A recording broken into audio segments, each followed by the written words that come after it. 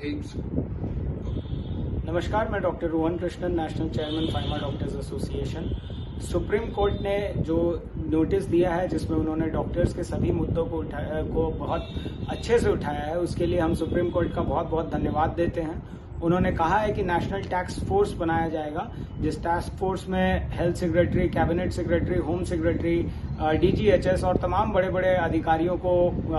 ये सुनिश्चित करने के लिए दिया गया है कि वो कैसे डॉक्टरों की जो लिविंग कंडीशंस हैं और सिक्योरिटी कंडीशंस हैं उसको बीफ अप करें और उस पर एक अपने विचार सुप्रीम कोर्ट को सबमिट करें। एक ये बहुत ही वेलकमिंग स्टेप है, लेकिन अभी जो स्ट्राइक है उसका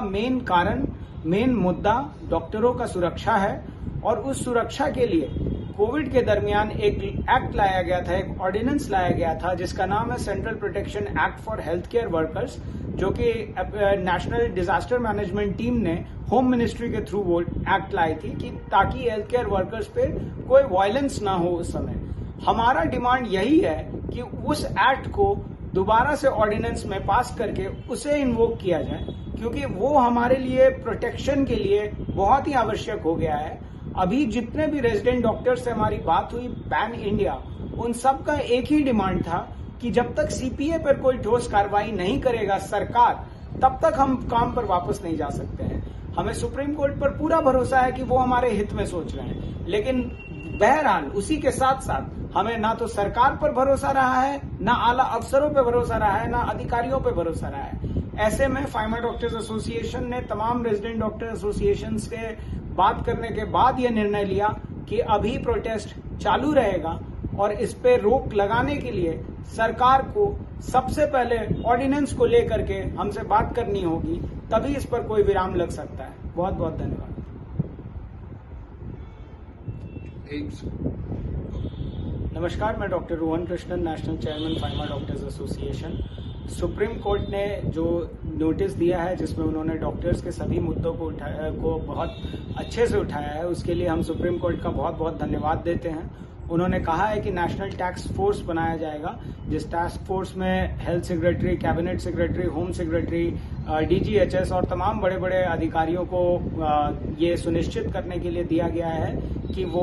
कैसे डॉक्टरों की जो लिविंग कंडीशंस हैं और सिक्योरिटी कंडीशंस हैं उसको बीफ अप करें और उस पर एक अपने विचार सुप्रीम कोर्ट को सबमिट करें। एक ये बहुत ही वेलकमिंग स्टेप है, लेकिन अभी जो स्ट्राइक है उसका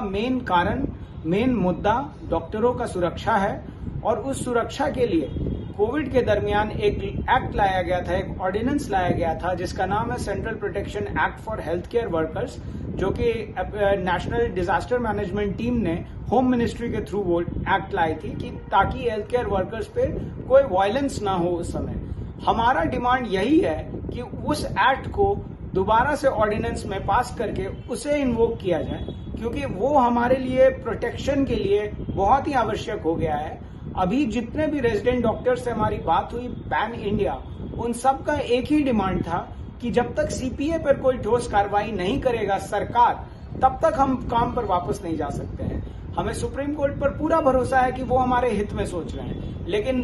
बहरहाल उसी के साथ साथ हमें ना तो सरकार पर भरोसा रहा है, ना आला अफसरों पर भरोसा रहा है, ना अधिकारियों पर भरोसा रहा है। ऐसे में फार्मा डॉक्टर्स एसोसिएशन ने तमाम रेजिडेंट डॉक्टर एसोसिएशन से बात करने के बाद यह निर्णय लिया कि अभी प्रोटेस्ट चालू रहेगा और इस पे रोक लगाने के लिए सरकार को सबसे पहले ऑर्डिनेंस को लेकर के हमसे बात करनी होगी, तभी इस पर कोई विराम लग सकता है। बहुत बहुत धन्यवाद।